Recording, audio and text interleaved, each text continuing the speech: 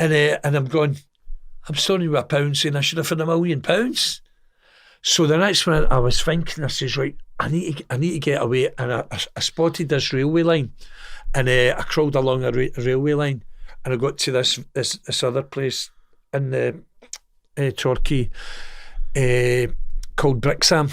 It's a fishing village. There's a marina, so there's woods and that there. So I kind of had there was a helicopter up by this time.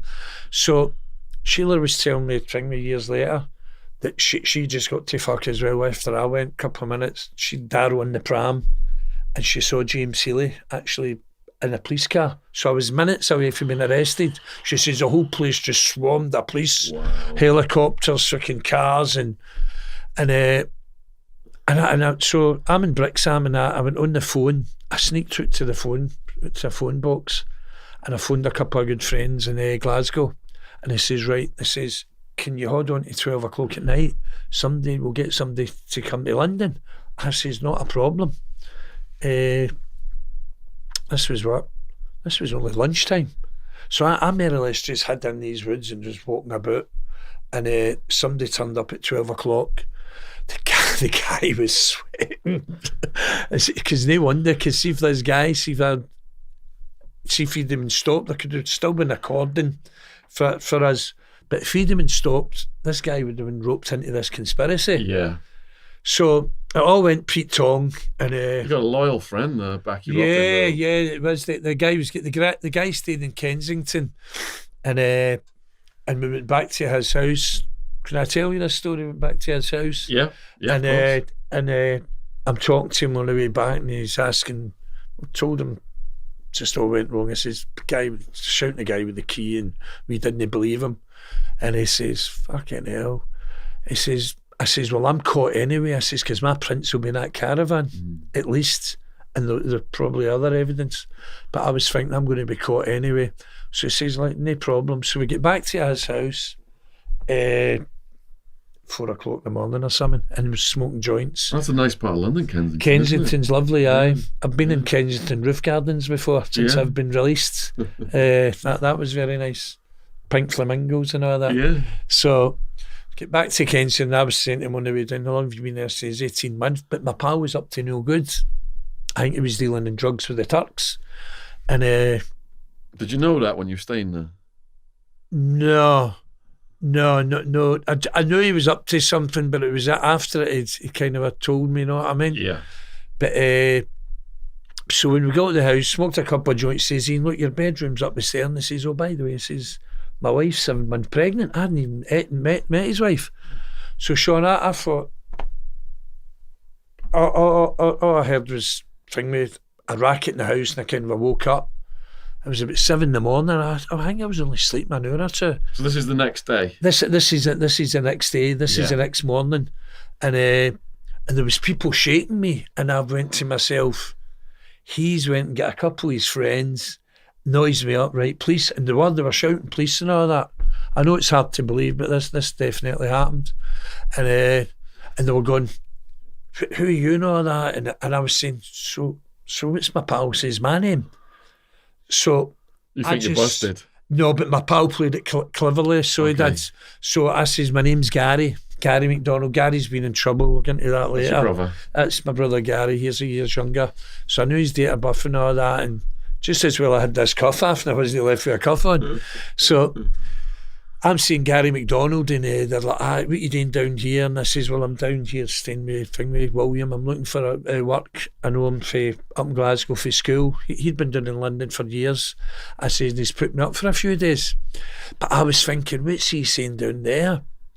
But he played it cleverly, because they put his door in, Shaun.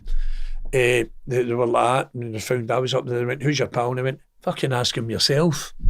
It says, because kicked my door in and that, because they only found a wee bit of hash in his house. Yeah. So they're saying to me, right, so Gary, have you any convictions of that? And I went, I don't really like talking about it. I says, when I was 18 I got Bosto, and when I was 19 I says I got 8 years. I slashed a guy's throat, which was true. This is what Gary done.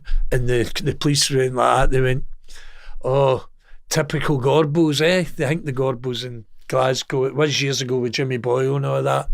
It was a hard place. So people in England, they always refer to Gorbals as no mean city. Yeah, I read Jimmy Boyle's book. If anyone's out there likes prison stories, do you remember the name of his book? Sense of Freedom. Sense of Freedom. Check it out. It's on Amazon. Yeah, get it in 1984, and it was kind of an icon. He was accused of 3 murders, and he was in prison, and he was getting a hell of a tankings off of prison officers, but he took one of their eyes out and all that. But they made this special unit especially for him in Berlin, and when he first walked into the unit, I read his book and it says, see, there's a pair of scissors, and he went, but he became a sculptor, and he married a girl called, I think her name was Trevelyan. Her dad was a film censor, so he got released. I think he'd done about 14, 15 years, and he got released, and he came out in France, love him, his thing in France, and the guy's doing fantastic for himself now. He lives in Morocco and all that. He used to stay in France, so he's a big name up in Scotland. A long way from cutting the guy's eye out. He took the guy's eye out. That was a prison officer. A prison officer. Up in Inverness. Straight shank. And they nearly killed Jimmy Boyle on a few occasions. And but getting off that, we're talking about in London this arrest. So I heard. So they've left me in the room, and I heard the police outside the door going, "Oh, they've done a check on me," and I heard them saying, "Well, we didn't expect to see him," and he has been honest, telling us he's done 8 years and thingy, Boston and all that, and I could hear them and I heard them one go, "I'll just leave him," and they came in, they went, "Sorry for disturbing you, Mr. MacDonald." They says, "But we're arresting your pal." And I went a bit further, went, "No." So little did I know, it came out later, Shaun, that my pal was dealing with the Turks for drugs, and his house just got raided. But so that was another thing, that the banks went thing with then. I can see this as a movie, man. You're on the run. No, it's crazy. Yeah. So what happened? See, when the police all went away, I walked down the stairs, and the next minute, I hadn't even met his wife, and she walked down and she says, "You must be Ian." I says, "Yes." And I says, "What happened there?" She says, "Look, they've took him away." She says, "But anyway," she says, what are you going to do?" I says, "Can I use your phone?" At that time, it was house phones and that. There was no mobiles and that unless you had a big brick. It's a car dealer. And I says, "Can you use your phone?" Because I knew Sheila had made her way down to Elephant Castle. That was the original plan. We're going to make our way down to Gary's. So your missus is in London as well. So she's in London. Yeah. So I phoned, and I phoned up the road, and Gary told me, says, "Look, here's a number. They're in the high flats in Elephant Castle." And so I phoned Sheila. She says, "You okay?" I went, "Fuck." I says, "You never believe what happened." I says, "But I'll tell you later." She says, "Right, here's the address, Elephant Castle. One of Gary's relatives is going to pick you up. There's a place called Charlie Chaplin's. When you come off the underground, there was a pub called Charlie Chaplin's." And the reason I'm saying that as well, because when I was in prison in England doing the sentence for the bank robbery, there was a guy from South London, Desi Cunningham. He was a cracking guy, and he's dead now, unfortunately, but he was a good guy. He learned me to cook and all that. And I was saying to him, I was saying, "Charlie," he says, "Yeah, that was my local and all that, Charlie Chaplin's." So anyway, that girl actually went like, "I mean, there's £100," and she walked me to the subway station. So I met this guy, the relative, Gary's, Charlie Chaplin's, up the flat, and he says, "Listen, Ian," he says, "you can stay here for a week or whatever." And I says, "No," I says, "I need to get straight up the road." I says, "I've got unfinished business." At that time, Shaun, I was 30. And I don't mind admitting it. I was a bit crazy. I was involved in shootings and stabbings, slashings, a whole lot, and robberies and everything. And many years later in prison, my mum says to me, "Listen, I'm glad you're in here." And I says, "That's a funny thing." I say, "How are you saying that?" She says, "No, because when you were 30, she says, you were either going to kill somebody or somebody would have killed you." So I'm back to my cell, and I kind of scratched my head. Then I says, "Oh, she's right." So me and Sheila get the train. We decided to get the train back to Glasgow, and it was one of the saddest journeys for me, because I knew I was nicked. I knew I was going to get the jail. It was inevitable. I was going to get the jail at some time. So we decided, I phoned a couple of other pals. A pal Harry has always been a good pal of mine for years, and they met us at Motherwell, and as soon as I met them, took us back through the house, through in Hamilton or somewhere, and he gave me a gun, gave me a revolver with 6 dum-dum bullets for maximum damage. And at that point I had a lot of enemies in Glasgow, and I says, fuck it, I'm going to run for the bank. I see anybody in the street I don't like, I'm just going to shoot them. So this never happened. So we're coming to 5 weeks. I'm on the run for 5 weeks. This was June 91, and I'm running about with a gun. Are you staying in different locations? Yeah, I'm staying in different locations and that. And I hadn't met Sheila for 5 weeks, and so she was down staying in my mum's, and the police had raided my mum's house a couple of days before it. And I've got another younger brother, Alan, but it wasn't for this robbery, because my pals were saying, how have they not come up here like a tornado and just crashed your door in? And my other pal was a wee bit sensible. We went, well, maybe they're just watching and waiting, and that's what they were doing. But the drug squad went into my mother's house 3 days before it, and my mum saw them tampering about with the phone. So they bugged the phone. So I hadn't been in touch with Sheila, and so we arranged to meet in this Chinese restaurant in Glasgow, and the police must have now they've heard this. How are you feeling at this point? Are you like paranoid as fuck? Oh, I'm right out my nut. I'm paranoid as fuck. Just with the police catching me, I was just. You sleeping next to your gun and the gun was on me all the time, and at that time there was shell suits on tracksuits, and I was running about with this tracksuit, and the gun was just in my pocket. Yeah, and I had it 5 weeks, and there was another occasion, 3 weeks when I was on the run. Still seeing Sheila, but I don't like to admit this, but I'll admit it. I'd been seeing another girl, and we went into this club in the West End of Glasgow. It used to be called Cleopatra's, and before she came in, I says, open your bag, and the way like that. She says, what'd you put in my bag? I says, a gun. She went, what? I says, a gun. And she was okay with that, and we went and stayed in a night, and it was about 3 days after that, I think it was the 11th of June, that me and Sheila arranged to meet in this Chinese restaurant. It's called the Po San. It's in Alexandra Parade. So anyway, I gets there. It was a Tuesday night, I always remember it. And Sheila turned up, and as soon as she came in, it was only a small restaurant, and I says to her, did you get followed? And she went, don't be silly. So see, 5 minutes later, Shaun, 2 people walked in, and I just knew, and they sat down near us, and they were dressed in jeans and all that. And I just knew a couple. I went, undercover cops.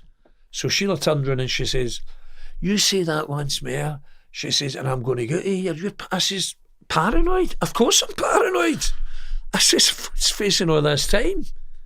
So I just knew, and there was another 5 or 6 guys in the restaurant, and they were celebrating, past the driving licence. But I'm not thinking anything of them.